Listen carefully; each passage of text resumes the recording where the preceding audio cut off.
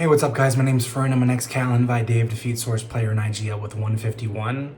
Today I have another video for you, and I'm going to be going through my own play, some of my best moments over this past week of Apex Legends Ranked. And I'm going to be doing a VOD analysis or demo analysis of my own play and breaking down pretty much how I would analyze demos of myself and my teammates back in the day. I'm going to be following that same exact style in this particular video. I have notes, and I'm going to keep it brief, and this is only my gunplay. So I have another video coming up with like final circles, and I'll be talking more about macro level positioning. This is all gunplay and movement and whatnot, so enjoy.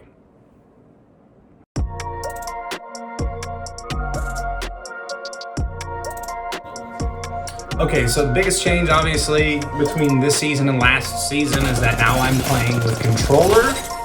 I play this Turtle Beach Recon. I got it on sale during Christmas. This was $20. It's really cool. It's got paddles, these little bumpers or paddles on the back. So the one thing that I noticed early on last season, at the tail end of last season when I switched over, was I was questioning whether or not my movement in gunfights was going to be similar to how it would be on mouse and key, and it's still somewhat lagging behind, but overall the movement in a gunfight is similar. I can kind of play behind cover in a similar way and use the crouch button on this back paddle similar to how I would use mouse and key. So that's the first thing. It's still lagging behind, but it's close to where it would be on a mouse and key setup. I play Southpaw, so I play movement is my right stick, and then my head is my left stick, and so I'm like this, pretty much, Southpaw claw. Okay, a little bit funky, but my trigger is my left shot, bumper. I'm gonna stick with this because after watching the videos, my ability to win gunfights, especially in mid to close range, is still pretty solid. I can one clip, and I have one clip more often than I would with a mouse and key setup using Southpaw claw. It's a little bit funky, okay, because I'm right here with my right hand. But this is, I'm left-handed, so this is kind of comfortable for me, okay? So I have this right here, and then I use the back for the jump, and then the crouch is here. So I can crouch with my left hand and also move my head, and it's a pretty cool, it works. It's a little bit funky compared to others who are right-handed and maybe play claw, or right-handed who use paddles in the back, but overall, like I said, the first thing is that movement is still lagging behind, but it's getting better. I'm also, just based on statistics, I have the most multi-kill games with Revenant, Mirage, and Bangalore. Those are my three where I have 3-4 kill games. I think one game I had 6 kills.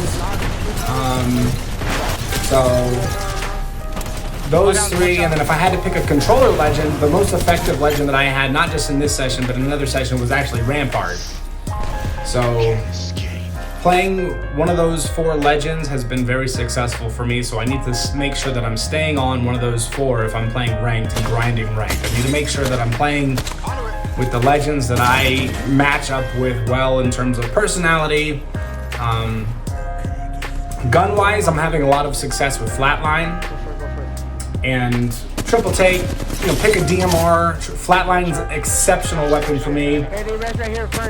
Both mid-range and close range, I have a lot of one clips that I've looked at with the Flatline. It's just an excellent weapon for me ever since I switched over to controller. And again, I'm playing that Southpaw claw has been very good for me. Kind of funky, right? You know, because I'm right here with my right hand, which is being left-handed. It's comfortable for me. and then my left hand just comes over and is the movement there. So that's the first thing. Second thing there. Outside of that, I have some really nice highlights with one clips, but there's a lot of cases where I could do better. Okay, I think close range battles are still pretty strong with the controller because I'm able to move my head close range, but I still need to make sure that mid-range and specifically long-range engagements with the controller that I'm improving. On the mouse and key setup, I loved taking those long-range engagements and being able to snipe off the head. And you know, with controller they call it a head glitch. It's come on. With mouse and key, those shots are hittable, so that'd be one big area for improvement, and I'll just continue improving my aim with the tracking. You know who you should learn?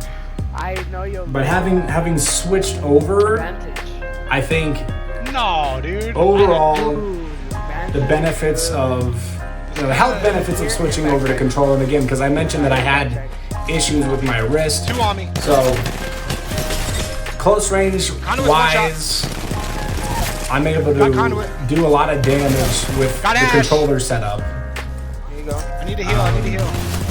And my movement in gunfights, specifically being able to position behind cover, is one thing that I'm still improving on. I think that in addition to mid to long range aim with controller is stuff that I really need to work on. And that'll come with time. Outside of that, talking about another guy back here. My play during season 20 and not just macro level play in general, like I think that Apex is still Apex. So judging not just my micro play, which is my movement in gunfights and my the legends that I'm picking and stuff like that, and overall gun ability, which I'd say is good enough right now, where there's still room for improvement. At a macro level, Apex is still Apex, okay?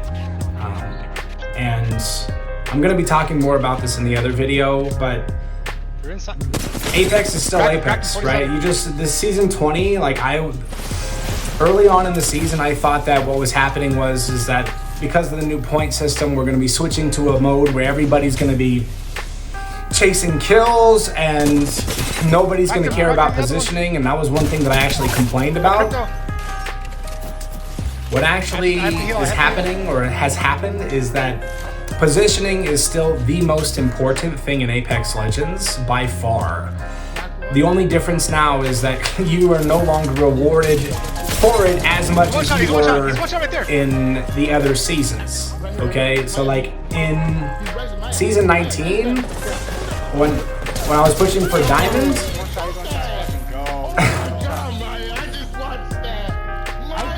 you could have masters or predator level understanding of positioning, and you can find yourself in platinum or diamonds or maybe masters, right? Just based on your understanding of positioning. I know that it sounds a little bit crazy, but understanding how to position yourself at a macro level, and a lot of that comes from my experience as an IGL, where Cal Invite, and playing a game that was a lot of positioning based, not like Counter-Strike, but Day of Defeat was a positioning game, right? So having that understanding, I think, was very beneficial for me last season. And that's one of the reasons I found myself in Diamond, I think, because in terms of gunplay, gun skill, there'd be a lot of times where I wasn't getting any kills, not a lot of multi-kill games or anything like that. I had a couple of games where I had like 6 kills, 7 kills. But finding myself in a game where I'm, doing 1K plus or scratching the surface of a 2K game, very rare. So early on this season, I wanted to make sure that I was trying to understand how to play with this new setup. And kills matter, right? I think early game, you want to push teams early. Everybody's going to be on similar shields. And judging by my own play, I've been pretty successful at winning a lot of those early game engagements. Here's an example of one of those. But again, you know, winning those early game engagements is extremely important. And then once you get those early game engagements, okay, you beat that other team. That's what I'm doing right now. What's really important now is still positioning. You get your 1 kill, you get your 2 kills, you find yourself into the final circle. You're setting yourself up for success there. So, I think that stuff at a macro level is still really important. You're just not rewarded for it as much as you were last season. So that's the minor tweak that I'm having to my game at a macro level. Outside of the movement and an improvement on my aim, just a slight adjustment of making sure that we're not just positioning the whole time, that we're trying to find those kills early on, and then still, you know, prioritizing positioning mid to late game. But that's really it for me. Here's a little 1v2 with no sound because my sound bugged out. Right. But you know, I down Resi, 2, resi on it. and we get a squad wipe. That's also range. So if you like the video, please feel free to like and subscribe. It helps me out a lot. And thank you so much for watching. And I will talk to you guys next time.